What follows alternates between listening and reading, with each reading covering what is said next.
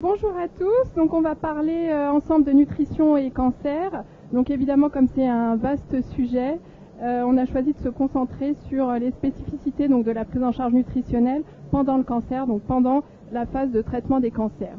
Donc la maladie cancéreuse s'accompagne d'un hypercatabolisme avec un métabolisme énergétique qui est modifié et altéré, du fait en particulier de phénomènes inflammatoires prolongés. Donc la maladie cancéreuse s'accompagne donc d'une augmentation des sécrétions des cytokines inflammatoires, comme ici vous avez le TNF-alpha, et ces processus inflammatoires en fait accélèrent la dégradation musculaire en activant la protéolyse et accélèrent aussi la dégradation du tissu adipeux en activant la lipolyse.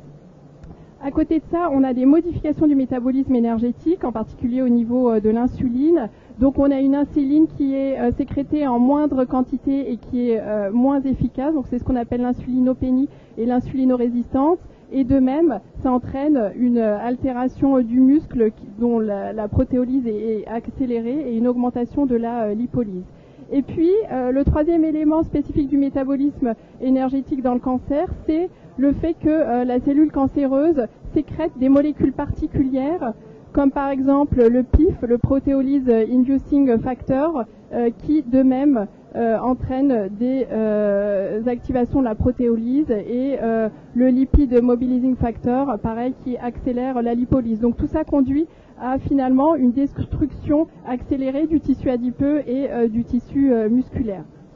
À côté de cette altération du métabolisme énergétique, on a une augmentation des dépenses énergétiques qui est liée au fait qu'il y a des processus inflammatoires et puis qui est liée aussi à la croissance tumorale. Pour compenser cela, il faudrait que les patients augmentent leurs apports énergétiques, leur prise alimentaire, mais malheureusement en pratique ce qu'on voit, c'est que c'est plutôt l'inverse. On a une diminution des apports nutritionnels, donc un déséquilibre finalement de la balance énergétique. Alors pourquoi nos patients mangent moins? C'est vraiment un phénomène complexe et multifactoriel. Dans un premier temps, de manière évidente, on a certaines tumeurs qui entraînent des blocages anatomiques, comme par exemple les tumeurs ORL. Un patient qui a une tumeur dans la bouche, bien évidemment, il aura une dysphagie et des difficultés à manger. Un patient qui a une tumeur au niveau de l'œsophage ou de l'estomac, de même, il aura une dysphagie et des difficultés pour s'alimenter. On a également des troubles de l'ingestion liés par exemple au développement de mucites. Donc les mucites, c'est l'inflammation au niveau de la bouche avec une rougeur, des douleurs, des aftes. Donc c'est souvent des effets indésirables des radiothérapies ORL ou aussi des chimiothérapies. Et puis, il y a le phénomène de polymédication, de patients qui suivent des régimes restrictifs, donc qui mangent moins. Et puis, les troubles de l'appétit tout venant avec prédominant une anorexie, donc une diminution de l'appétit. Alors, on va détailler un petit peu ici les troubles du goût. Donc, les troubles du goût, c'est assez fréquent chez les patients en cours de traitement pour un cancer. C'est aussi plurifactoriel. Donc, c'est en fait le fait que le goût est moins senti. Donc, c'est ce qu'on appelle une hypogueusie. Ou alors une agueusie, on a carrément des patients en cours de radiothérapie ORL qui n'ont plus du tout de sensation de goût, ou alors une dysgueusie, un mauvais goût, donc le goût qui est modifié, qui est changé, et on a des patients sur certaines chimiothérapies qui ont un goût métallique très désagréable dans la bouche, donc qui les gêne pour manger. La mucite, la diminution de quantité de salive, idem au niveau de la bouche en cours de radiothérapie ou de chimiothérapie, ça altère évidemment le goût. On a dans le cas des radiothérapies ORL une destruction des papilles gustatives qui explique les troubles du goût. Et puis après, il y a toutes les altérations de la flore bucco-dentaire. Alors si on s'intéresse maintenant à l'anorexie, donc à la perte d'appétit, donc ça, cette diapo, c'est juste pour vous montrer que la régulation de l'appétit, même chez le sujet sain, c'est très complexe. Donc c'est un message qui est induit par le cerveau après l'intégration de multiples informations à la fois sensorielles, métabolique hormonale. Et chez le sujet cancéreux, ce qui se passe, c'est qu'on a des résistances à certains messages hormonaux, comme par exemple la grélinorésistance. On a des altérations aussi, comme on l'a vu, au niveau du métabolisme de l'insuline, plus toutes ces altérations des perceptions sensorielles avec les troubles du goût, les aversions alimentaires, l'anorexie, l'inflammation, et tout ça conduit à une perte d'appétit.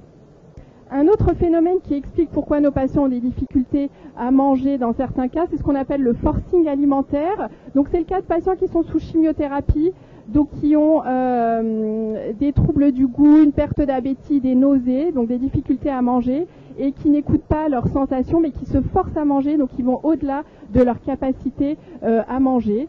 Et ça peut être totalement contre-productif parce que ça peut conduire à un vrai dégoût alimentaire qui peut persister, et donc à une aggravation finalement des troubles de l'appétit. Donc finalement, face à cette augmentation des dépenses énergétiques, à la perturbation du métabolisme des nutriments et à une diminution des apports alimentaires pour toutes les raisons qu'on a vues, eh bien notre patient finalement a un risque de dénutrition, c'est-à-dire de perte de poids significative en peu de temps. Donc la prévalence de la dénutrition en cancérologie, c'est assez élevé, hein. On a un chiffre global de 39% dans certains papiers. On voit ici que la prévalence est variable selon le type de cancer et que évidemment dans les cancers digestifs et ORL, on peut aller à plus de 50%. Donc c'est vraiment une problématique majeure en cancérologie. Alors vous allez me dire pourquoi on s'intéresse à la dénutrition et pourquoi c'est un problème. Eh bien en fait c'est un problème parce que la dénutrition s'accompagne d'une sarcopénie, donc d'une perte de masse musculaire et de fonction musculaire. Et on a maintenant assez de recul et beaucoup d'études qui ont montré que cette sarcopénie augmente la toxicité, donc les effets indésirables des traitements. Donc qui dit effet indésirable des traitements, mauvaise tolérance du traitement, et bien souvent on est obligé soit de diminuer des doses ou alors d'arrêter, d'interrompre le traitement. Et donc on a une diminution d'efficacité des thérapeutiques contre le cancer, une surmorbidité, une surmortalité, et aussi ce qui n'est pas négligeable, c'est, comme on peut s'en douter, la dénutrition, ça s'accompagne d'une altération de la qualité de vie. Alors, quelles interventions nutritionnelles peut-on proposer finalement pour prévenir la dénutrition chez nos patients en cours de traitement d'un cancer? Donc déjà, les objectifs de la prise en charge nutritionnelle, comme vous pouvez vous en douter, eh ben, c'est tout simplement déjà de maintenir au maximum des apports énergétiques adéquats pour couvrir les besoins nutritionnels de notre patient et optimiser son état nutritionnel, donc pour limiter son risque de perte de poids et traiter sa dénutrition évidemment si on arrive trop tard et qu'elle est déjà installée. Alors, l'optimisation de l'alimentation orale, ça permet de maintenir le poids. Comment on s'y prend? On a différents axes. De manière basique, on essaye au maximum de lutter contre les symptômes qui font que le patient a du mal à manger. Donc s'il s'agit de douleurs buccales ou de douleurs au niveau du tube digestif, de douleurs abdominales, on optimise au maximum les traitements antalgiques. Et ça, souvent c'est très très efficace. Hein. Par exemple, des patients qui ont des douleurs buccales sur des cancers ORL, parfois juste de leur donner une interdose de morphine 10-15 minutes avant le repas, ça leur permet de manger de manière beaucoup plus efficace. Donc c'est des éléments très simples mais vraiment très très efficaces. Également des patients qui sont gênés pour manger du fait de nausées ou de vomissements, il faut vraiment optimiser au maximum les traitements antiémétiques. Et maintenant on a quand même un panicule de molécules assez large, donc au besoin on en met 1, 2, 3 antiémétiques pour vraiment donner aux patients le maximum de chances de pouvoir être confortable et donc de pouvoir manger. Idem pour les troubles du transit, la mucite ou la xérostomie, c'est-à-dire la sécheresse buccale. Un autre axe majeur pour optimiser l'alimentation orale de nos patients, c'est limiter les contraintes alimentaires. Donc on sort vraiment de tous les diktats d'équilibre alimentaire. L'objectif finalement c'est de manger. Donc il faut manger au maximum. On limite au maximum les contraintes. Donc pas de restriction, pas de place pour les régimes. Comme on l'a vu tout à l'heure, pas de forcing alimentaire. Donc un patient qui a un dégoût alimentaire et qui ne peut pas manger, il ne faut pas qu'il se force au-delà de ses capacités fonctionnelles à s'alimenter. Et puis on a une place, comme on va le détailler un peu plus loin, une place vraiment majeure pour le conseil diététique, mais vraiment personnalisé, individualisé auprès du patient. Et ça, on verra que ça a vraiment montré une amélioration du statut nutritionnel. Et puis évidemment, le patient doit être acteur. Il faut qu'il surveille son poids régulièrement et qu'il alerte, qu'il appelle dès qu'il y a une perte de poids. Parce qu'on voit souvent des patients qui finalement attendent les consultations. Ils n'appellent pas, ils ne crient pas au secours quand ils perdent du poids, alors que du coup, on les prend en charge trop tard. Si on les avait pris en charge plus tôt, on aurait eu de meilleurs résultats. Donc cette étude, qui date un petit peu déjà, mais qui est quand même très intéressante, C'est une centaine de patients qui ont été contrôlés, randomisés. Ils étaient en cours de radiothérapie pour un cancer rectal et donc il y a eu 3 groupes. G1, c'est le groupe de patients à qui on a donné des conseils diététiques individualisés, personnalisés, donc par une diététicienne. Le groupe 2, c'est juste des compléments nutritionnels oraux et le groupe 3, c'est le groupe contrôle. Et donc vous voyez dans la courbe du haut que le groupe 1, alors dans le groupe 1 et dans le groupe 2, les 2 interventions ont permis d'augmenter les ingestats, mais on voit que dans le groupe 1, donc qui a reçu les conseils diététiques individualisés par rapport au groupe CNO, eh bien l'augmentation des ingestats s'est maintenue dans le temps. Même à 3 mois des traitements, l'augmentation des ingestats s'est maintenue, alors que dans le groupe CNO, finalement, le niveau des ingestats est revenu au niveau antérieur. Donc ça, c'est vraiment très très intéressant. Et puis, ce conseil diététique individualisé s'accompagne d'une diminution de la toxicité de la radiothérapie et d'une amélioration de la qualité de vie. Alors, je vous ai mis ici pour reparler un peu des régimes restrictifs, vraiment les recommandations de l'ESPEN, donc qui est le groupe européen donc de nutrition, pour vraiment vous montrer que maintenant c'est inclus dans les recommandations que tout ce qui est régime restrictif, régime particulier, jeûne, n'est pas recommandé. Pourquoi? Eh bien parce que tout simplement, comme on induit une restriction, on induit un risque de perte de poids et un risque de dénutrition, et on sait que pendant la phase des traitements, l'objectif principal c'est de lutter contre cette perte de poids parce qu'elle expose au risque de dénutrition comme on l'a vu et donc à une augmentation des toxicités des traitements. De plus, il n'y a pas d'évidence clinique dans les études chez l'homme d'un bénéfice de ces régimes, même si bien évidemment ça vient pas de nulle part, hein, on a quand même des études précliniques chez l'animal qui pouvaient suggérer un effet sur la progression tumorale et la réduction de toxicité des traitements. Donc c'est les fameux travaux de Walter Longo chez la souris. Donc le régime cétogène, pareil, je ne sais pas si vous connaissez le régime cétogène, donc, qui est un régime en fait riche en graisse, où on exclut au maximum les hydrates de carbone, donc c'est riche en graisse et en protéines. Ça vient du fait que on considère qu'il y a beaucoup de cellules cancéreuses qui utilisent préférentiellement le glucose comme substrat énergétique. Donc l'idée c'était de se dire, si on n'apporte pas de glucose ou alors le minimum de glucose dans le régime alimentaire, eh bien les cellules tumorales n'auront pas de substrat énergétique, donc il devrait y avoir un ralentissement de la croissance tumorale. Donc il y a effectivement quelques études chez l'animal qui vont dans ce sens, mais pas toutes.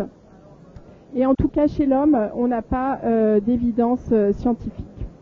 Donc vraiment, les données disponibles scientifiques sont insuffisantes et n'apportent pas de preuve d'un effet bénéfique ou délétère de ces régimes sur l'efficacité des traitements anticancéreux ou tout simplement sur le pronostic du cancer. Alors, l'optimisation de l'alimentation orale, de manière maintenant pratique, ça passe aussi par l'adaptation des textures alimentaires. Il y a des patients qui n'y pensent pas ou n'osent pas ou à qui ça fait peur, en particulier dans les cancers ORL où il y a vraiment des dysphagies, des difficultés pour mastiquer, des douleurs. Et si tout d'un coup on remplace l'alimentation solide par une alimentation mixée, c'est le jour et la nuit, et il y a des patients qui arrivent juste avec ce changement de texture à s'alimenter et à pouvoir manger des quantités suffisantes. Alors bien évidemment, quand on passe à une alimentation mixée, il faut faire un effort sur la présentation. Hein. Là, la photo de gauche, hein, ça c'est typique de notre alimentation à l'hôpital. Bon, ça donne pas très envie. Si on fait un peu d'effort sur la présentation, les couleurs et les qualités gustatives, ça passera mieux. Et puis ce qu'il y a surtout, c'est que l'alimentation mixée, souvent, les patients, au bout d'un moment, ils se lassent. Donc il faut un peu faire des efforts d'ingéniosité et d'idées pour qu'il n'y ait pas cet effet lassant. On a aussi, pour augmenter l'apport énergétique de nos patients, une place importante pour les compléments nutritionnels oraux. Donc je ne sais pas si vous connaissez les compléments nutritionnels oraux, donc c'est des petits flacons souvent d'alimentation liquide, un peu comme des jus de fruits ou comme du yaourt liquide, du yop à boire, mais c'est du concentré énergétique et enrichi en protéines. Donc l'intérêt de ces petites bouteilles, hein, donc tous les grands labos de nutrition commercialisent chacun leur gamme, c'est que dans un petit volume, on a un maximum de calories d'apport protéique. Donc pour des patients qui ont des difficultés à manger, chez qui il faut augmenter de manière efficace l'apport calorique, c'est très intéressant. Bien évidemment, c'est comme le conseil diététique, il faut que la prescription soit individualisée, suivie.